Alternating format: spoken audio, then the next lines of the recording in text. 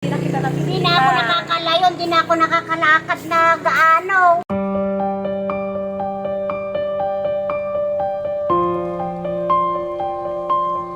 Dito na lang ako. Oo, magluto ng pagkain ni kuya mo, gano'n, maglaba-laba na. Oo, maglinis kaya mo. Oo, kaya ko naman. Nakaupo ako sa upuan, hila-hila ko.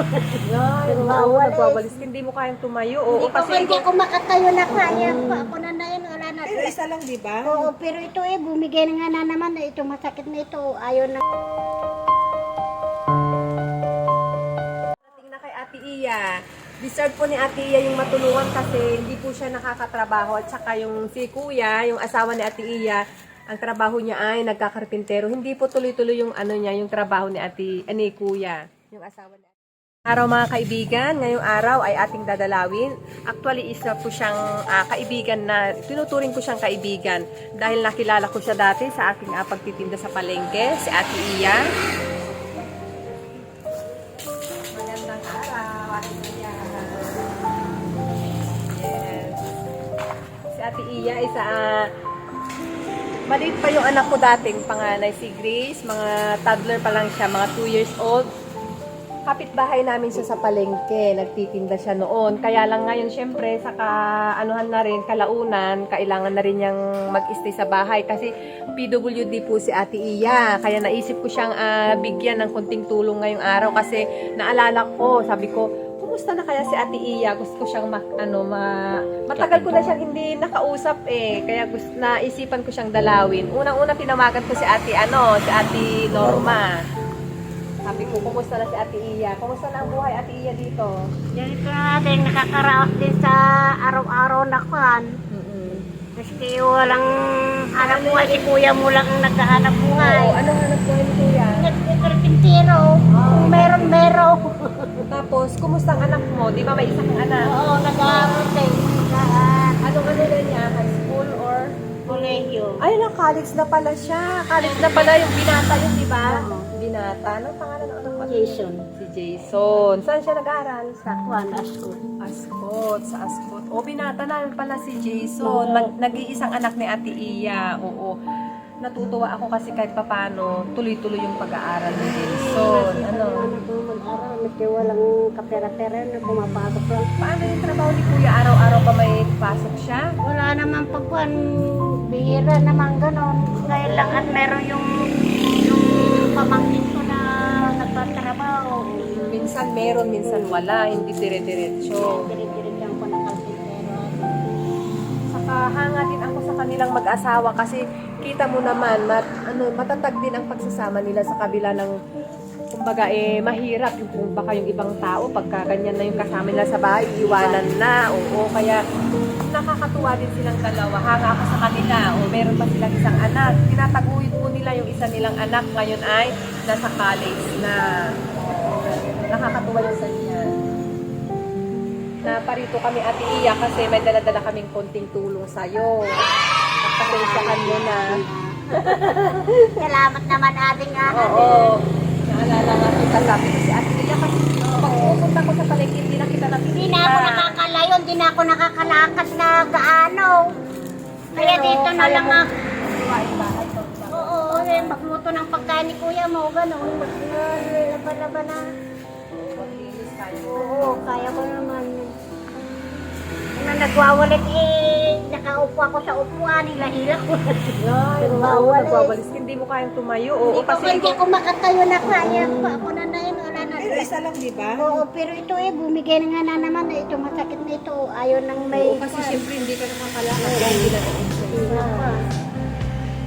Lalong di na ako nakalakad na gaano nung di na ako nagtinda. Exercise. Nung bumagyo, kumusta kayo? Nag-evacuate naman kayo? Ako ang nag-evacuate. Yung si kuya mo naiwan dito at itong bahay namin siyang nagbantay. Kasi di ba dyan yung dagat lang po? Dinala niya ako dun sa isang kong pulisay, si Berto. Shane. Dinala naman nila ako doon. Pag bumabagyo, kinukuha ako no. Ate Iya, pagpasensyahan mo na yung dala-dala namin. O, ayan, kompleto na yan. Tingnan natin. Saging. Yes. O, ayan, meron kang sweet. Meron kang ano dyan. Ipakita natin para makita ni ni Mami D. Sa nag-sponsor dito, si Mami D, salamat. Thank you po. Nakarating na kay Ate Iya. Deserve po ni Ate Iya yung matulungan kasi hindi po siya nakakatrabaho at saka yung si Kuya, yung asawa ni Ate Iya, ang trabaho niya ay nagkakarpintero. Hindi po tuloy-tuloy yung yung trabaho ni ni Kuya, yung asawa ni Ate Iya. At meron din siyang konting bigas. Pagpasensyahan mo na Ate Iya. Thank you Mami. po sa blessing. Yes. Ang saya-saya Thank niya. you po. Meron din siya dito, kompleto na yun ha. O, meron Thank ka. you po. Meron ka itlog dito. Pasensya natin. Thank you po sa itlog. Meron ka ng matikang pang ito. Meron ka din shampoo, sabon. Meron Wait ka naman dilata. ito, naalala pa ako. Yes. Thank you. Siyempre, may pinagsamahan naman tayo. Matagal naman tayo nagkapit-bahay sa palengke. Ate, naparito kami para kumustahin ka. At ayun nga, sabi mo nga kanina, na si Kuya ay nag-ano lang, karte-kartintero. Hindi naman palagi araw-araw yon. Sa makakapanood sa atin, ano man yung kahilingan mo? Kailingan ko lang sana ding makahingi ulit ng pangyero sa bahay ko. Ay, nasira. Ay, Tapos yung pintuan ko, babak pa lang na ngayon. yung pintuan. Kwan sa bagyo, Oo, kasi nababad sa tubig po yung ala naman pintuan nila. tuloy-tuloy na natanggal. trabaho si kuya mo. Opo. Opo, yung ano po nila, pintuan po nila ate. Kasi duman po yung super typhoon dito, nabakbak. Kasi yung ano po yung tubig. Yung tubig po talaga ay talagang malalim ba dito ate noon? Oo, nababad yung pintuan nila kaya nabakbak na. Sa kayero. Oo, at saka yung mga yero po nila, butas-butas na rin po sa taas. Yun po ang kahilingan niya sa mga may mabuting puso po dyan na makatulong po kay Ate Iya. Pwede niyo po siyang puntahan dito sa Gupa or pwede rin po ninyo kaming i-reach out sa aking Facebook account, Lynn Udan Amansikova o kaya po sa Lovely Ukay Ukay. Anong purok mga ito? Purok Uno, Purok Uno. Gupa Purok Uno. Tapat nung ginagawang resort. Oh, tapat po siya ng ginagawang resort dito sa Gupa. Ngayon, Ate Iya, ilang taon ka na ate? Ako, 54 ko na. 54. Nung nakaraan yung tinulungan namin si Ate Nena, 53. Si Ate Iya, 54. Oh, bata pa. Hindi pa yung asking matanda. Bata pa, kaya magpalakas ka lang Ate Iya. Sabi na Ate Norma, lagi daw masakit yung tuhod mo. Hindi na, gusto nila, dali na po sa kanila, hindi na ako Oo, magpalakas ka lang. Oo. Kasi lalo na may anak ka pa. Maganda yun. Kahit pa paano, magpalakasan kayo ni Kuya, magpakatatag, gano'n. Kasi nandiyan si Jason. Saka wag mong kalilimutang magdasal, syempre. Magdasal sa Panginoon. Unang-una. Magdasal sa Panginoon. Oo, kasi kung tatawag tayo sa Kanya, always siyang nakaalalay sa atin.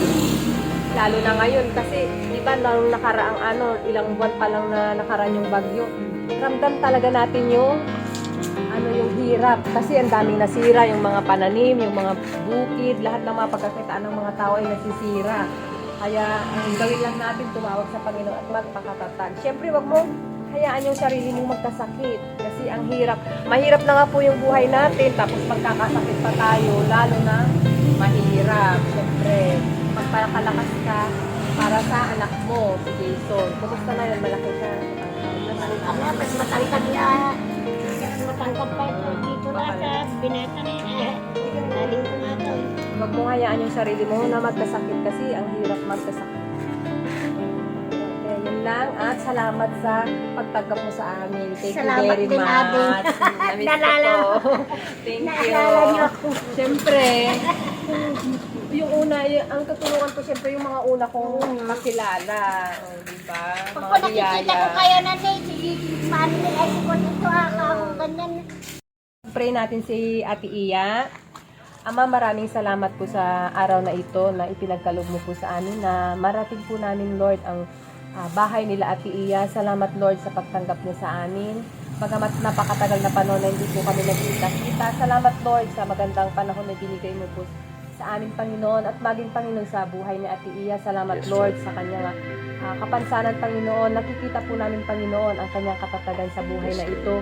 Lord, patuloy mong pagpalain, Panginoon, ang buhay nila, ang kanilang tahanan, Panginoon, Lord, ay magkaroon, Panginoon, ng pag-ibig na nagmumula sa iyo, Lord. Bitisin mo sila, Panginoon, ng pag-ibig, Lord, na nagmumula sa iyo. Ano man, Panginoon, ang kaharapin nilang pagsubok, Lord, naniniwala kami, Panginoon, na hindi po nila malilimutan, Lord, na tumawag. Panginoon, dalangin po, Lord, sa kanyang pang-araw-araw na buhay. Hindi lang po siya, Panginoon, ang kanyang asawa, ang kanyang anak, Lord. Ang iyong pag-iingat, Panginoon, ang siyang patuloy, Lord, na makita, maranasan nila, Panginoon. Pagpapala, Panginoon, at ang kanilang kalusugan, Panginoon, ay patuloy mo sila, Panginoon, ng gabayan, bigyan, Panginoon. Ito po ang aming samot dalangin sa pangalan ni Jesus. Amen. Amen. Thank you.